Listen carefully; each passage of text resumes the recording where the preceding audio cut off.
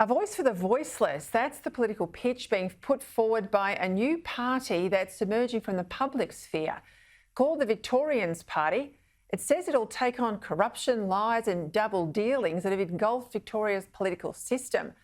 Fronting the party, Bill Lang, Paul Dimattina, who you'll know well, Ingrid Maynard and Oscar Yildiz.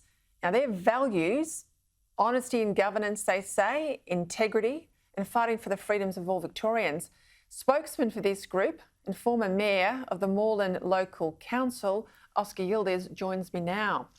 Well, thank you for your time. This is quite an exciting and I think unpredicted development today. Big pitch from your team. Not easy to start a new party. Why have you done it? Oh, look, Peter, to be honest, over the last 12 months, we've been speaking to our communities, various communities, and in particular the business community, and people are angry, they're frustrated, they're actually fed up. There's a lot of hopelessness going on out there, and after 6 lockdowns, people are just sick and tired of our politicians. They're sick and tired of the way that they're being treated, they're being talked down to, and I think, you know, from a city that was one of the best cities in the world, we're now renowned for being one of the worst. And unfortunately, there's a lot of dissatisfaction out there in the community. There's a lot of people that are disenfranchised with the major political parties. And we thought there was a gap, and we want to be that new party that's hopefully going to be that alternative for those people that are fed up with the two-party system. So, yeah, we've put in a lot of hours leading up to today, and we thought it'd be fitting to do it with a year left for next year's election. Well, talk to me about your membership base. I saw the reports today. You've already got tens of thousands who say they're interested in joining your party. I listened to a fair amount of Victorian Talkback radio today. A lot of support seemingly there for you already. Are you going to run candidates in every single Victorian seat? Absolutely, Peter. We're hoping, I mean, there's 88 seats in the lower house and 40 in the upper house, and we're inviting key people to come and join the party, but we're also asking, in terms of our committees, but we're asking ordinary Victorians, people who have businesses, people who have worked in various sectors. This party is not about parachuting people into seats. This party is about giving, candidates the opportunity to, the best candidates, the ones who really care about their local communities, the opportunity to run next year. So absolutely, we want to run as many candidates as we can. And if 1 out of 5 people vote for us, Peter, I think we've got a very good chance of winning some seats. Do you want to see the Andrews government defeated? Look, I don't think, I think there's a lot of people at the moment that aren't happy with the Andrews government, and what we're seeing even now with the backroom deals and the way that they're trying to push this amendment bill through. I think the trust, the confidence, I mean, since, the measures came in since 1969, people's trust and confidence in politicians is down to an all-time low of, 12%.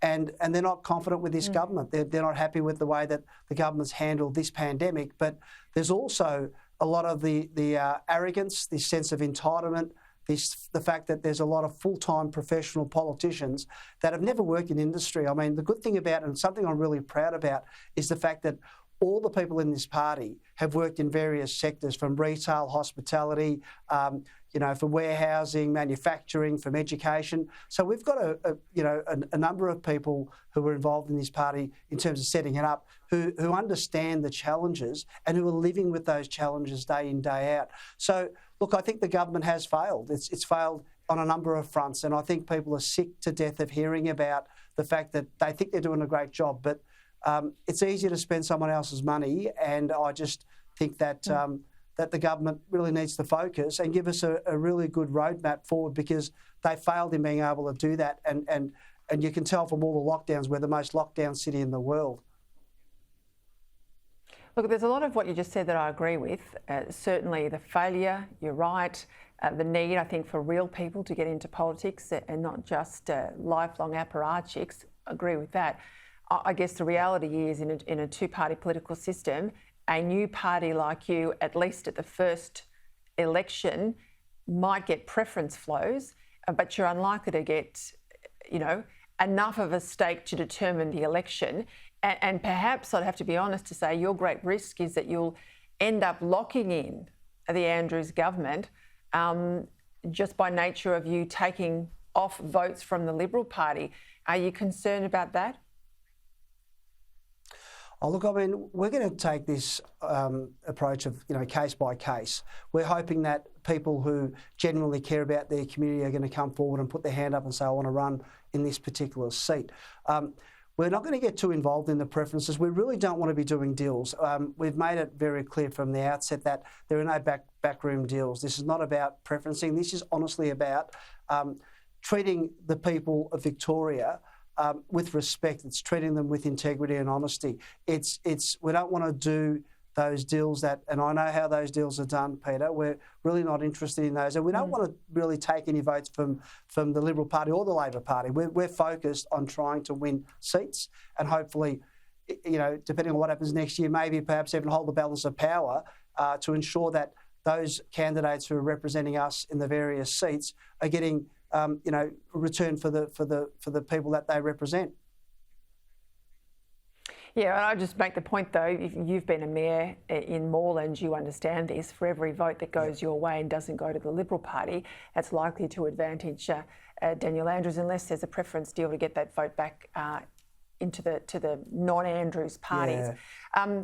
Moreland Council, I've got to ask you about that. They want to change their name because of these links to slavery that go back to the name of Moreland. It was named after a plantation in Jamaica, we're told. What do you think of this? Yeah.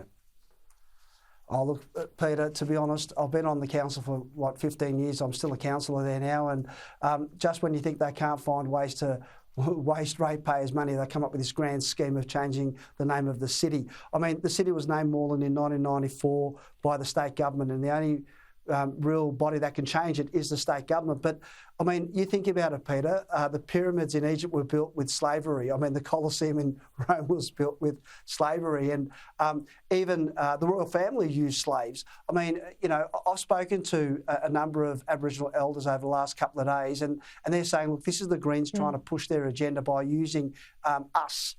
And look, to have a couple of people that think that we should just change the name. We don't have a mint at Moreland City Council. The last time I checked, I didn't see a mint.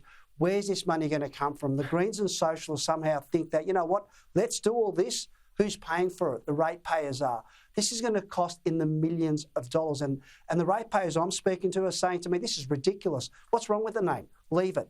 And I had a phone call yesterday from a gentleman in Queenscliff who's related to the original family that were in that area of Moreland Road. And I only live a kilometre away from that. And he said, mate, it's a load of garbage because we named it Moreland because there was a lot of land, as in more land. He said, so this notion of the fact that it's about slavery, it's ridiculous. Peter, we've got to move forward. We can't keep going 300 years back to go forward. So do we get rid of the pyramids? Do we get rid of the Colosseum? I mean, we need to move forward. And I think the people I'm speaking to in particular, and I've lived in Murray Bridge in South Australia for 8 years and lived on a farm and lived with grew up with a lot of Aboriginal people, and they're fantastic. And my love for the Aboriginal people will always be there. But I think the Moreland community comes first, and we need to ask the ratepayers for consultation, not one group that's come to us and said, let's change the name.